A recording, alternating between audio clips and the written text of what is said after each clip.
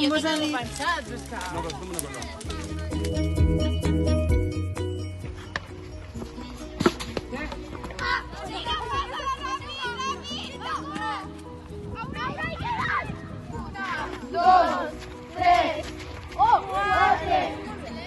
Tira, força.